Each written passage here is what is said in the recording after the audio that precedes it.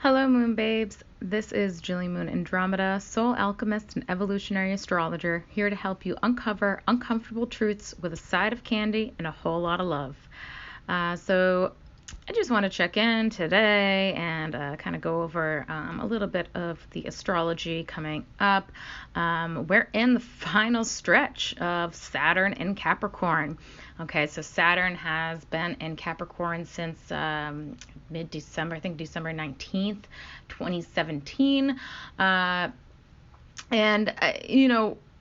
course, one way to kind of understand what Saturn was doing to you specifically is to look at your own natal placement of Saturn, because it was in a way working with that energy, because these shifts, these cosmic shifts, awaken your own personal astrology, your own planets.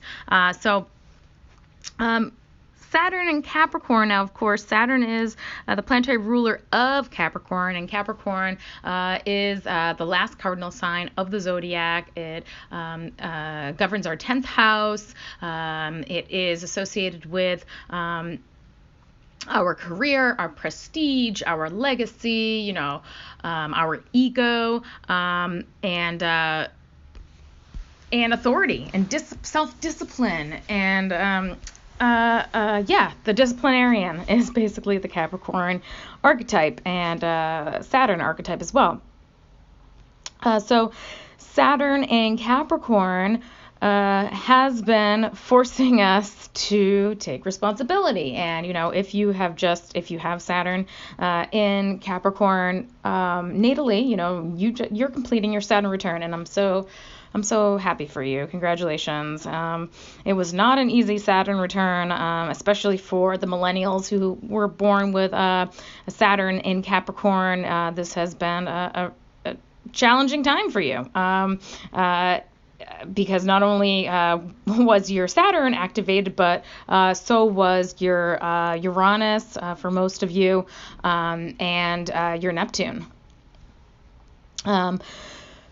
Okay, so in that Uranus and that Neptune, Saturn coming in and kind of crystallizing possibly your innovation, the way that you have liberated yourself, possibly leading to quite a bit of manic behavior. That's what's associated with Uranus. But also insight possibly of authority figures and of institutions, and the government, and also with Neptune being activated, you may have been experiencing quite a bit of anxiety, and fear. I would say fear, kind of like realizing just how vast the unknown is, and having to really get real about your dreams. Possibly some of you had your dreams crystallize and take form during this time period. So Saturn in Capricorn, this was a big deal. That Saturn also met with Pluto back in January. Was it January 12th? I think it was January 12th, for a major conjunction that sought to really transform institutions and our authority figures and who we look to for authority and stuff like that. Major transformation happening, and of course that was all before COVID. When that conjunction happened, that was all before we really were in lockdown. So much has happened in these past 3 years for many people. Some serious responsibility and accountability was needing to be taken care of. Okay, so the past 3 years, I'm sure you learned a lot of important life lessons, and not that you're not going to continue learning some valuable life lessons, but it's been rather almost depressing. I feel like with Saturn and Capricorn, it's like I feel like I'm counting down for like the ball to drop, like it's New Year's, like oh my God, Saturn's finally going to be in Aquarius for good, because of course it was in Aquarius a little bit during the springtime. We had like a preview of what this upcoming 3-year transit would be all about. So where's Saturn right now? Here's currently Saturn. Over here in this chart, of course, is for, I put it to Portland. And so this is for the Eastern time zone, and at the time that I am doing this. So I'm not going to even pay attention to the houses, because I have no idea when you're going to be looking at this. So the houses really have no significant purpose right now. I mean, for this very moment, yeah, they do, but like you might not be listening to this at the very moment of me recording this. Who knows? I might even post it like hours later, just whenever I get the chance to do it. So, yeah, Saturn in Capricorn entering Aquarius right after midnight on Thursday.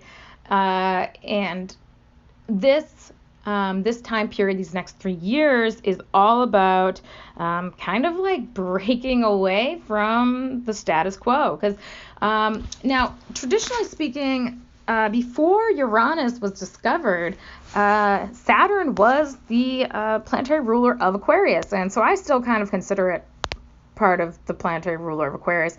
And Saturn first governs Capricorn, and then there comes Aquarius. Now, Capricorn represents the pinnacle of success, like really reaching some sort of position and authority, notoriety, all this stuff. And right after Capricorn comes Aquarius. And Aquarius is the freedom-loving, all-inclusive, humanitarian, the mad scientist who's trying to push progress forward for the good of humanity. Comes directly after Capricorn. So when we're talking about developmentally, what this means, and there's quite a bit of wisdom when you think about how it goes from Capricorn to Aquarius, even though they're both, associated or connected to the planet Saturn. It's like there's this responsibility, first in Capricorn, because that's what Saturn represents, is like responsibility, duty, self-discipline. There is this responsibility for us to come into ourselves, to have some sort of status or prestige in our lives. But when we reach that pinnacle of success, there is a responsibility immediately after that to give back to humanity. And that's the way that I see it. That's the way that I've always kind of thought of how the zodiac works, is that, we have both a responsibility to come into ourselves, to become masters of something, and then we also have a responsibility to then give back and help progress humanity forward. In a way, Saturn is again, and it's in another kind of home sign. But of course, since Uranus has been discovered, we now associate Uranus with being the planetary ruler of Aquarius. So Saturn in Aquarius is the responsibility to our humanity, responsibility to the collective, to community, to progress, to technology. So a lot of things are going to be shifting, and also because this is so close to the Saturn-Jupiter conjunction, I mean, they are only minutes away from each other at this very moment.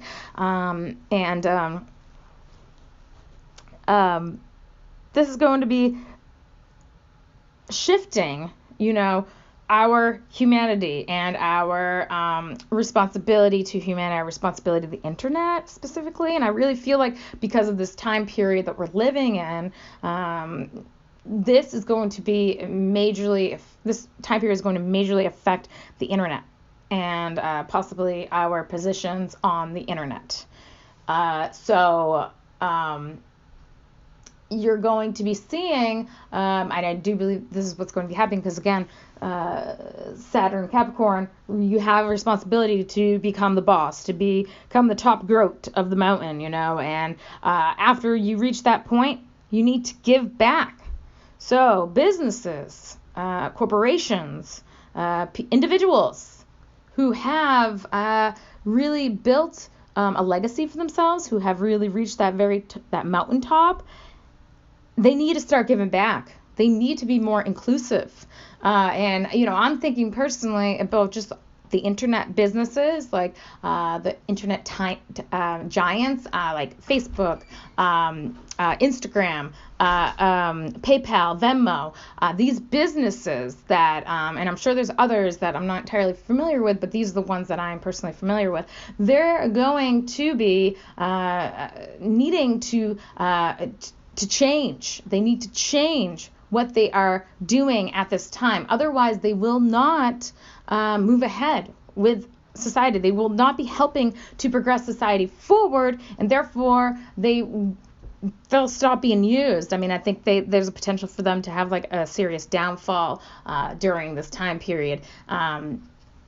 So, and that's not just those big giants, but other, big, other big giants that, businesses that, have amassed quite a bit of wealth and status, especially, I don't know, in the recent changes the past 3 years, whatever, with Saturn, Capricorn, and like that. They need to give back. They need to be radical. They need to step up with the times. I'm going to talk more about the Saturn and Jupiter conjunction in a later video. But I want to also mention something else that is happening. Something else that is currently happening. Well, okay, so we're going to have a Sun-Mercury conjunction happening on Saturday, I believe. They're all very close. So I'm going to double check my information. It's always best to double check things, folks.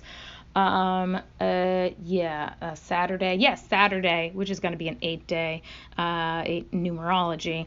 And I do believe actually Saturday, I don't know why, I've been having December 19th circled in my calendars for some time. I just feel like this is actually a really good day.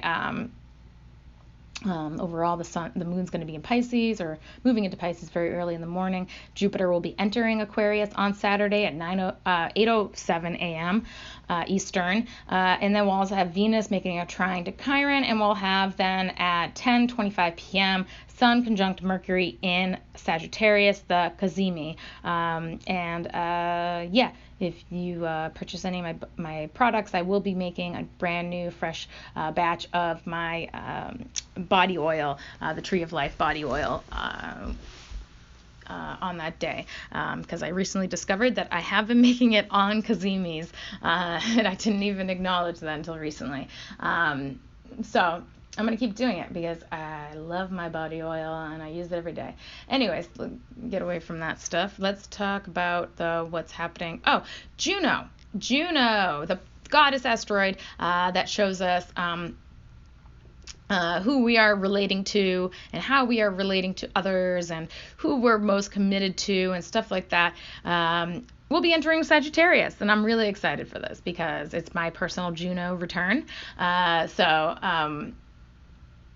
I'm looking forward to that. It's been in Scorpio now for I think a couple of months, and I got to double check that. I don't really remember. But so Juno and Scorpio, it's like the way that we have been relating has been, the way that who we've been committing to and relating, it's been kind of like some elimination happening with the people in our lives. Possibly with loyal partners and stuff like that, there has been some elimination, there has been some death, there has been some rebirth, possibly transformation with your partner.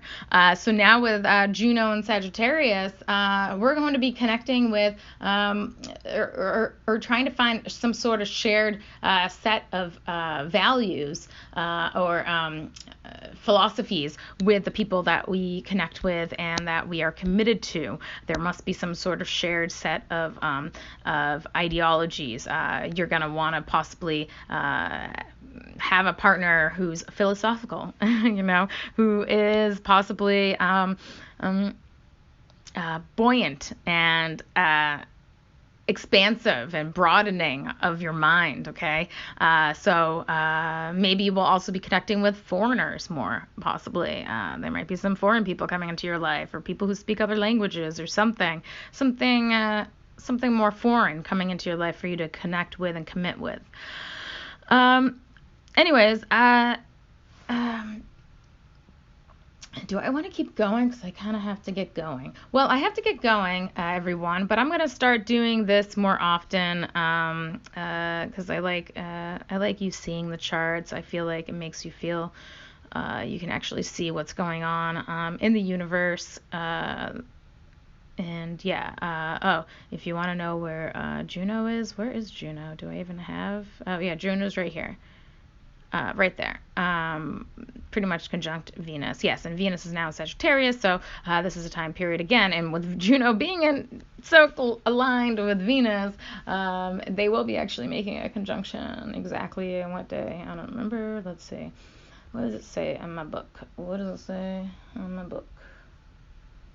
I don't know. That's coming up. But anyways, yeah, Venus and Juno will be in Sagittarius. So yeah, our relationships are going to fill us up, are going to provide some sort of hope and faith. And those are the individuals we wish to connect with, and that's how we wish to connect with others. I know, I don't know, that whole period with Venus and Juno both in Scorpio, it was it was difficult. I just felt like, I even felt like I had to tone myself down so much. I was like, stop it, you don't need to. you don't need to relate so intensely, so penetratingly. But yeah, that's all I'm going to talk about right now, Moon Babes. I hope you have a wonderful, beautiful evening, and I'll catch up with you again later. Be well.